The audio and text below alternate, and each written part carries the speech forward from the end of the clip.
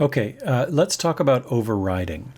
So to talk about overriding, which is an important aspect of inheritance, I just want to call your attention back to the graphical user interface components from last week. So here's the screen again. You might have noticed in the last video, I guess I don't exactly have the class hierarchy right here. If we go back here, label inherits from labeled, and then control, and then region, and then parent, and then node.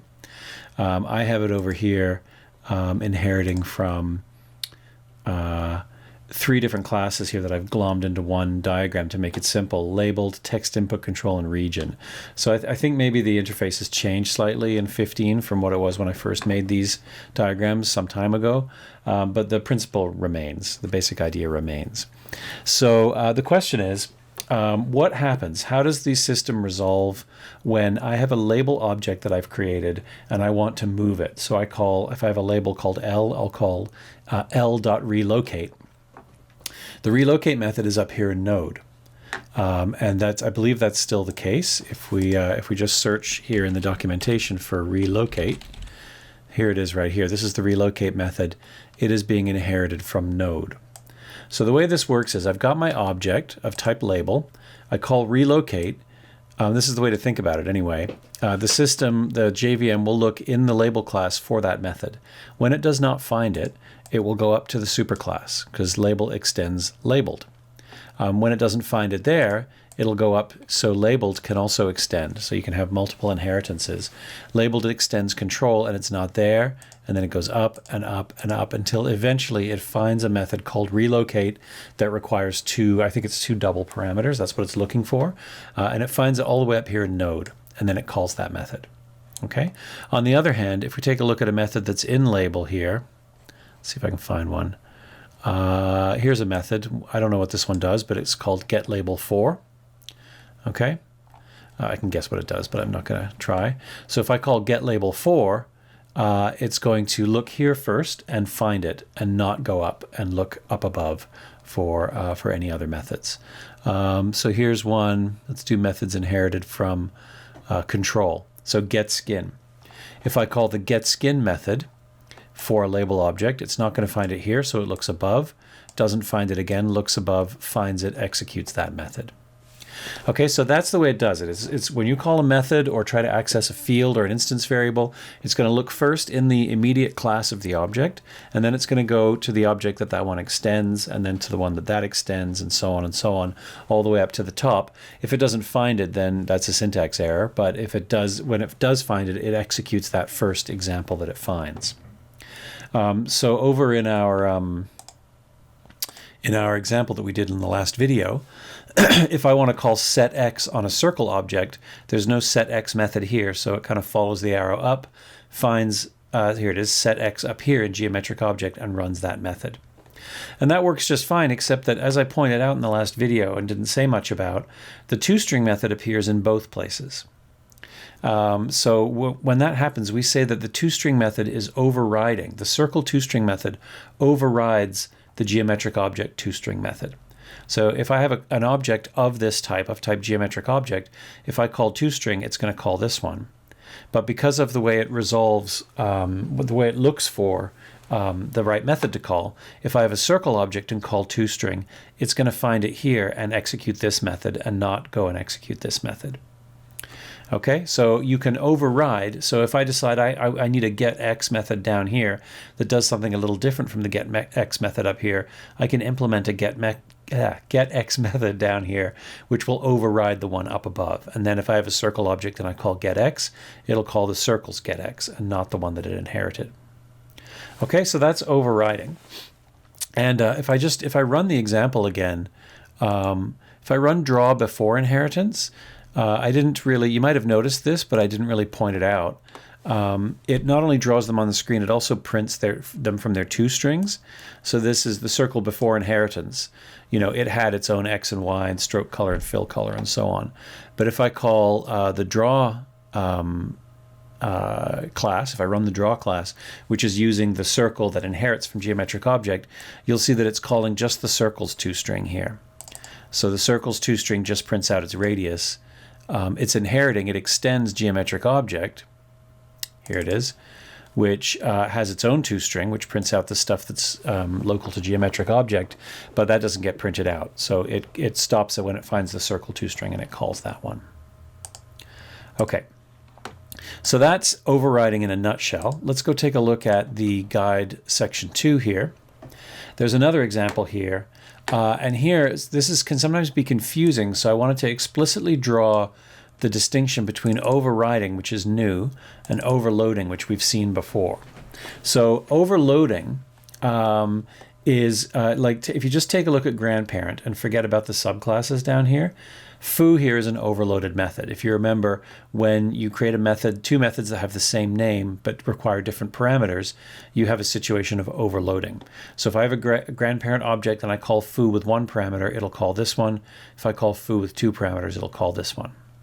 Okay, then if you look at the subclass here, the class called parent, if I create an object of type parent, foo is also overloaded there, because if I call foo with two parameters, it's going to execute this one, and if I call foo with one parameter, it's going to execute this one. So if I call foo with two parameters, it's going to look here first and find it and call it, and not call the one above. But I can also call foo with one parameter because it's inheriting that from the grandparent. So it's overloaded, foo is still overloaded, but it's also, this instance of foo is overriding the one up above. And same thing with child. So child has three different foo methods that can be called from a child object. You can call this one with three parameters. You can call this one with one parameter, which is overriding the grandparent one, which would otherwise be called. If this wasn't there, if we called foo with one parameter, it would call the grandparent one. And you can also down here call foo with two parameters, and it doesn't have one here to call, so it will go up looking in the parent class, find it, and execute the method that's here. Okay, and if you take a look in the sample code for this week, I've actually named the classes slightly different. They're called override grandparent, override parent, and override child. So you can see child extends parent, and all these foo methods do is print out where they came from and the parameters received. So you can tell which method is being called when you call one of these methods. So this is the child foo with three parameters and the child foo with one parameter. Parent just has one foo in it, which prints out parent foo, and override grandparent has a one and a two parameter one.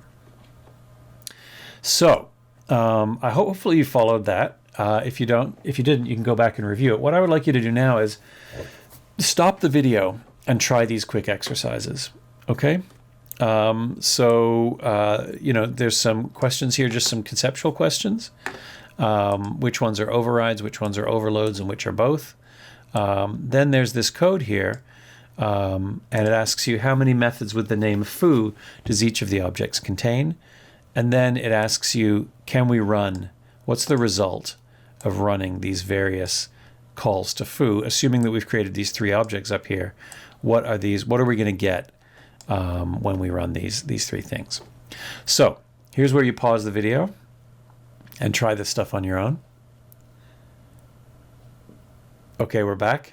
Now I'm gonna debrief it with you. Okay, so which of the methods named foo in the UML diagram on the right could be considered overrides?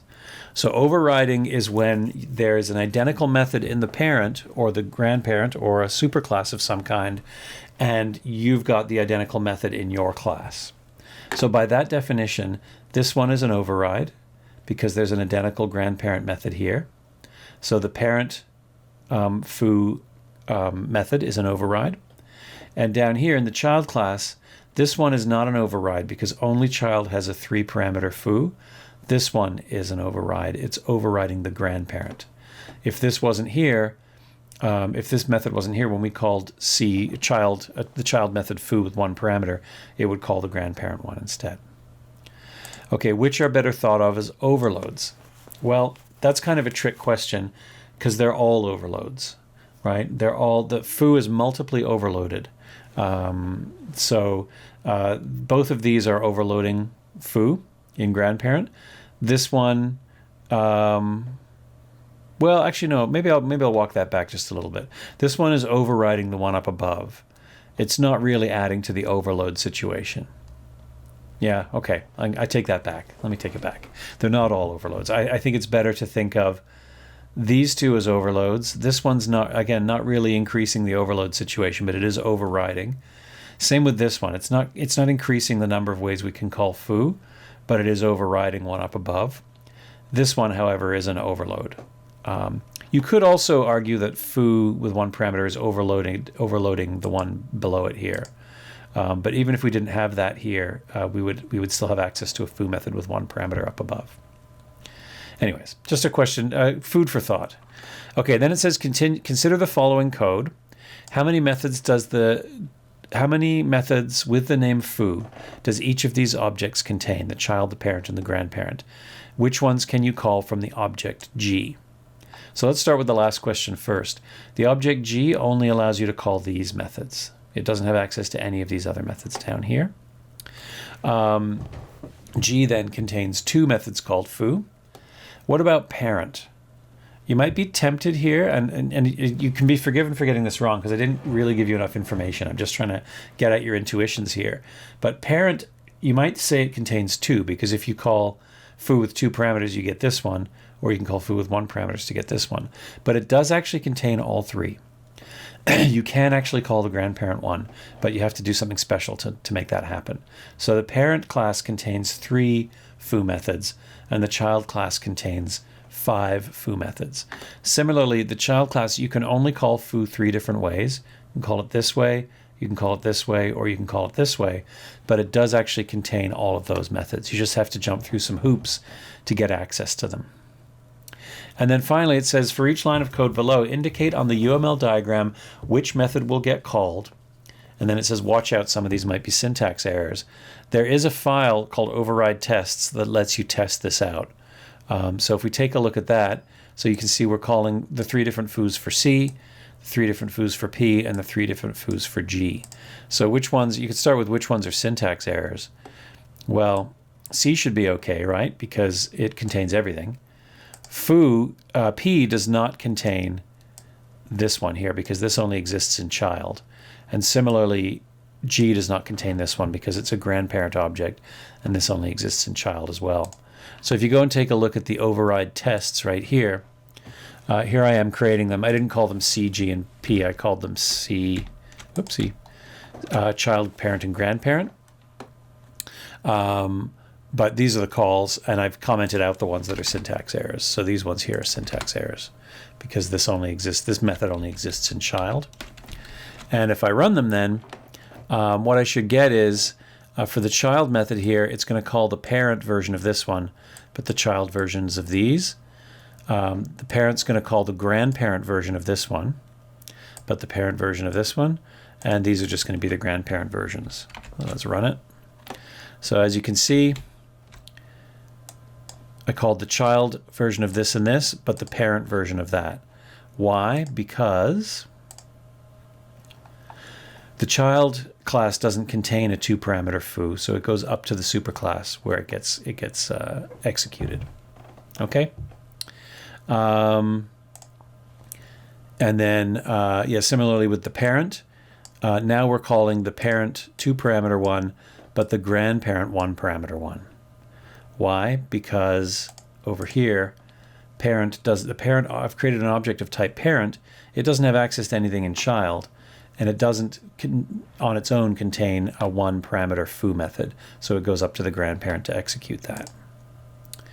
And the other ones are the grandparent methods. So there you go. There's a debrief of those quick exercises. And then the last thing is, you can, like I said, a child object contains all 5 of those methods. But if you just call the methods like this, you get only the child version of this one, and you get the parent version of this one. So you can't access the grandparent versions of the methods. But you can if you use super. So here's a new keyword for you. It's a bit like the this keyword in the sense that it kind of refers to the current object. But if you call super.foo and you have to do this from within the object. So if you're inside the child object and you call super.foo from one of these methods, it will go up to the superclass and call foo from there. and then it will follow the same procedure. So if it doesn't find the method that you're calling in parent, it will go up to grandparent and find the method there. Okay. Yeah, that's the end of this. Oops. Of this section. My screen just froze a little bit there. Let's let it unfreeze. So we can see this in action. If I go into, what did I want to do? Let's go to the parent foo method.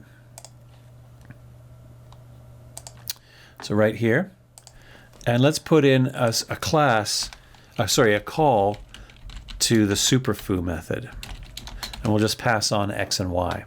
So this will go up to the grandparent, and we'll call the foo method defined in the grandparent. So what we'll see here is down here, if we go to override tests, when we call the 2-parameter parent foo, which happens right here, we should see a call to grandparent. Actually, maybe to make things simpler, we should. So it will get called, and it will print out this line, but then it will also call the grandparent. So when we run this now, we get parent foo, which calls, using the super keyword, calls grandparent foo. And I want to show you one other down here in, in fact, this time let's replace this with a call to super dot foo x, like that. So now I'm in the child foo method with 1 parameter, and I'm calling the superclass foo method. Let's go back to our drawing here. So this is now calling super.foo with 1 parameter. So that means it goes up to the parent class, tries to call foo with 1 parameter there, doesn't find it, so it goes up again, and it's going to call the grandparent one. So this one is going to trigger a call to the grandparent instead of the child. And you can see right here, which used to say child foo 1 is now calling grandparent. It does call child foo 1, but that one passes on the call to the thing above. Okay, so what I want you guys to do, and we'll debrief this later on, but what I want you to do is try some of these exercises. Try to make use of this. So what you can do is you can reduce code duplication even further by making use of this super call. So for example, if you did the exercises from last time, you have a target class that calls the draw method of the circle class above it. That circle class draw method uses a lot of the same lines of code because the circle class draws this circle and the target class just adds to it this circle right here. Okay, so the idea is there's going to be some duplicated code, so the draw method of the target class could simply call the draw method of the circle class using super.draw, and that will draw the outer circle, and then it can draw the inner circle. Okay, so that's one thing that you can do. Another thing is exercise B here. As I showed you, the circle toString only prints this, so this is a handy use of super. We can, inside the circle toString, we can append to the end of the string that we're returning a call to super.toString.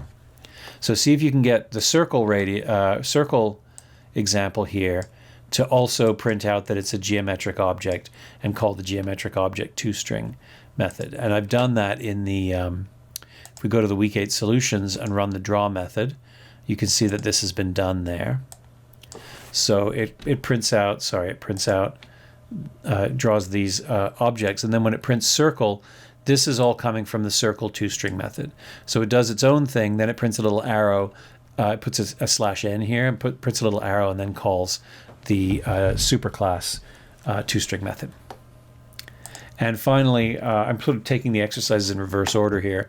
Finally, there's this one. What I want you to do is get those child, parent, and grandparent classes, and I want you to fix it so that no matter which version of foo gets called, it adds up the parameters that are passed. So if there's 2 parameters, it goes x plus y. If there's x, it just takes x. And then it passes the sum up to the 1 parameter foo method in the grandparent class. Okay, and then it says how many ways can you do this? There's lots of different ways that you can accomplish this. So what I want you to do is go into these override classes here and replace, I've actually already done it for you on this one.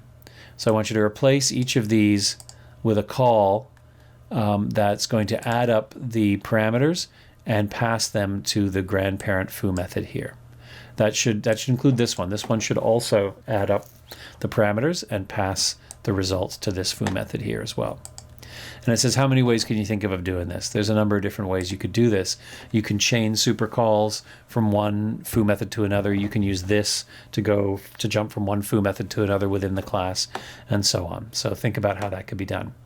Okay, so those are your exercises, and then next class we're going to be talking about constructors finally, because constructor inheritance is different. In fact, there is no constructor inheritance, which complicates things.